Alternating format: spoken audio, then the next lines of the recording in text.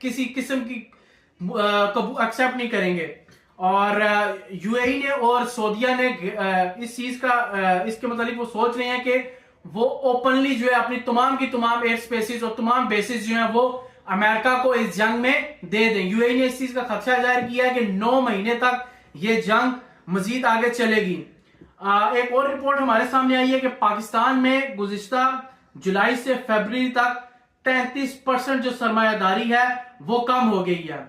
और अमेरिका ने अलाउ किया है ईरान को कि वो इस वक्त अपने जो भी ऑयल उसका इस वक्त समुद्र में मौजूद है वो तमाम का तमाम दूसरे ममालिक को वो बेच सकता है। इससे पहले 90 की दिहाई से लेके अब तक अमेरिका ने जो ईरान का ऑयल था उस पर पाबंदी आयद की हुई थी, उस पर सैंक्शंस थी, किसी मुल्क को वहां से ऑयल खरीदने की इजाजत नहीं थी। लेकिन आज अमेरिका इस ऑयल क्राइसिस से बचने के लिए पूरी दुनिया में जो फैल रहा है इसको से अपने आप को बचाने के लिए और दुनिया को बचाने के लिए इस चीज का ईरान को कह रहा है कि आप अपना तेल जो है वो दुनिया में बेच सकते हैं।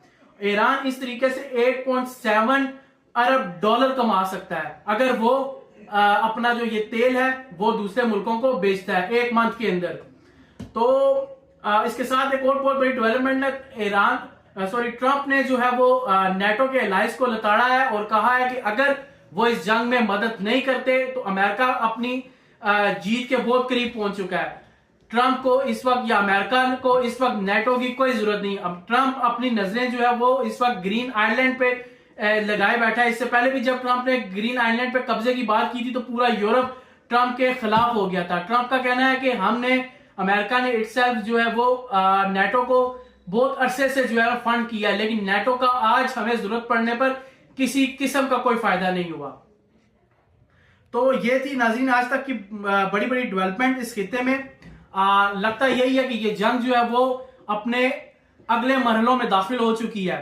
अमेरिका में अपने यूरोपीय अलायंस और दूसरे मुल्कों से मदद मांगता नजर आ रहा है। अमेरिका यही चाह रहा है कि इस वक्त किसी तरीके से जो ये ऑयल और गैस का जो बहरान इस पूरी दुनिया में आ चुका है, जिसकी वजह से सदर ट्रंप को बहुत ज्यादा तनकीद का निशाना बनाया जा रहा है, जिसकी वजह से दूसरे मुल्कों की इकोनॉमीज जो है वो थ्रेट लाइन पर आ चुकी हैं, किसी तरीके से